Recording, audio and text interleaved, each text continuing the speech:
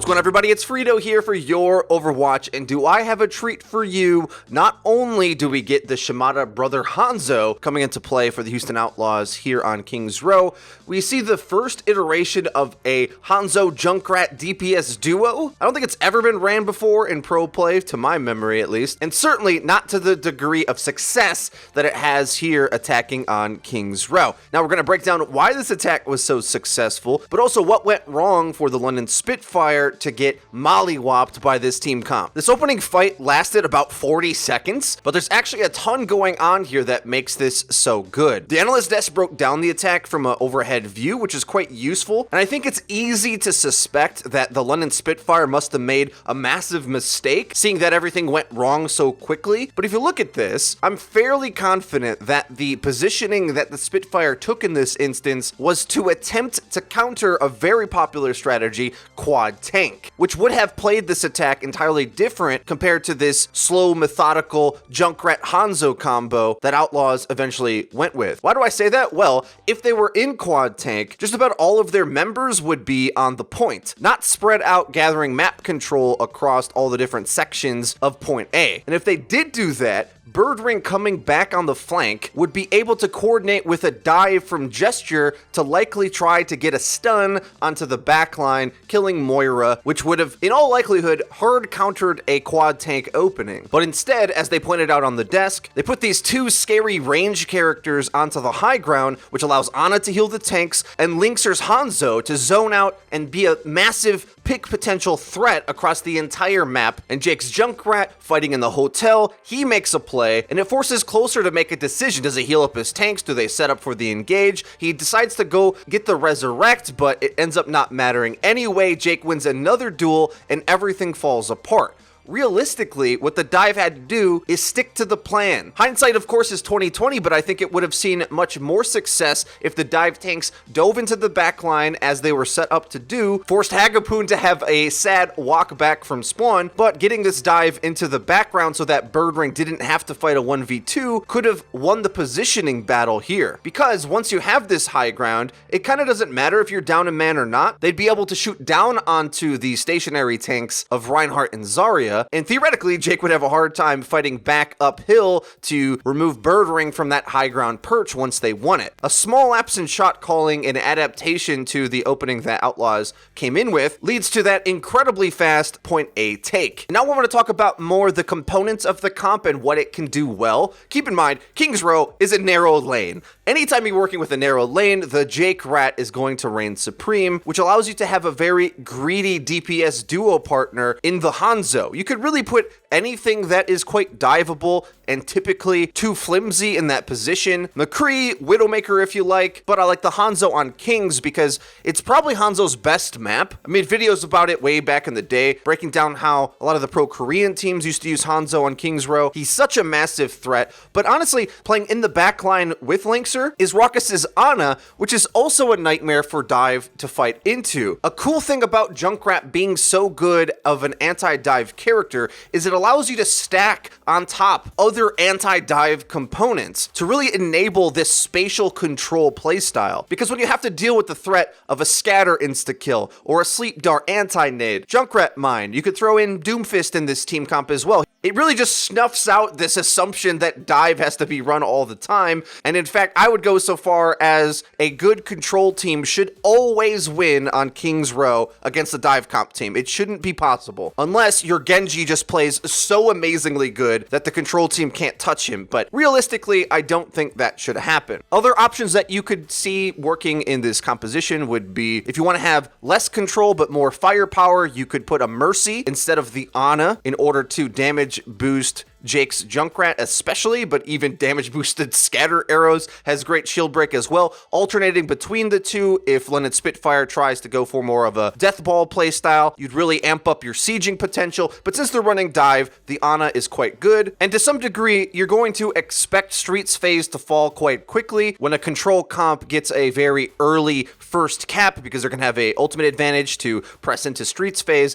On third is really where you want to buckle down and get things together. together. But London plays incredibly cocky around this bend. They want to contest, they want to challenge, they want to outskill their opponents, but Linkzr takes up that challenge, landing multiple arrows on this first poke, landing more to trap them in spawn, and London are never able to successfully get all their ultimates together. And it's gotta be frustrating for London because when they played first and lost it really quickly, it felt like they were being too passive, right? They felt like they were just standing around, taking damage to the face, and they never saw any initiative. So they go for a more aggressive look into the Foundry phase, but that just disrespects the Hanzo angles, and then he delivers with landing lots of shots. I don't think that's the way to do it at all. Even though it looked really poor on first, that's the right approach. Don't feed the Hanzo. Linkzr's gonna eat that up all day. They needed to continue to pay the Hanzo respect, even if it felt like it made them too inactive, in order to establish a clean dive so they can get in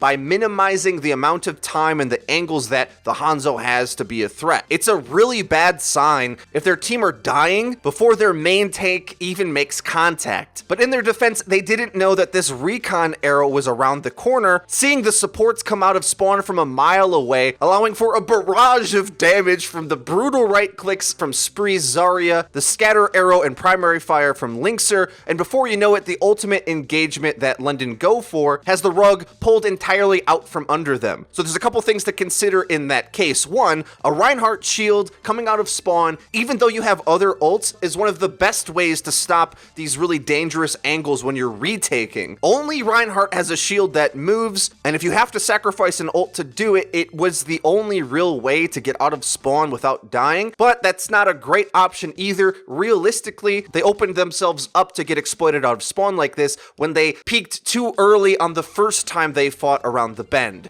Is it possible for dive to be run on King's Row?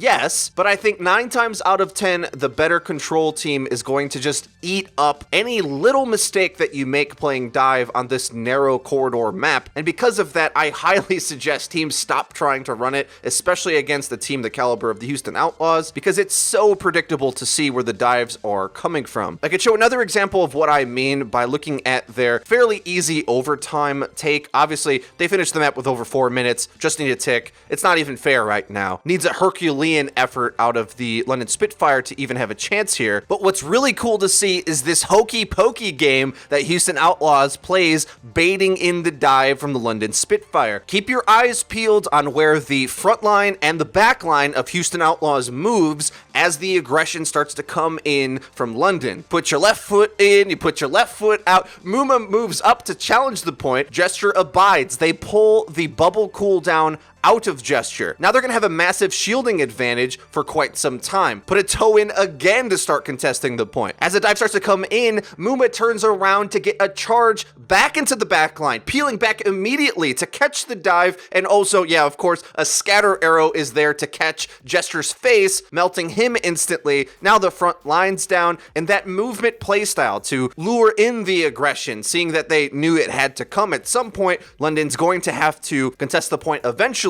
And you'd have to think that this is how Houston would have approached their first attack if they were running this same multi or quad tank setup. That's sort of the meta game of King's Row in a nutshell right now. If you're running more of a controlling 2-2-2, if you're going to try to fail running a dive, or how the multi-tank works in being able to catch the aggression. Now, it's possible for the dive to be successful and for the dive catching abilities to fail. If you miss scatter, sleep, miss roadhog hook, whatever, and your backline dies, then it can crumble. But Houston Outlaws was playing to win on this map, and with a Zarya specialist in Spree that they can slot in for Kings, an insane Junkrat player, and arguably one of the best DPS flexes in the world, Linkzr, who's going to give them all sorts of different looks when playing this map. You'd have to think that stage 2 is going to be really good for Houston on King's Row. Guys, let me know what you think. Did you enjoy the video? Are you, like me, kind of happy when we get to see dive get countered? Seeing every team always run mirror match dive can get really stale, especially when there's so many cool counter comps that you can run that can control the map and allow you to shine on different heroes, especially if you have players on your team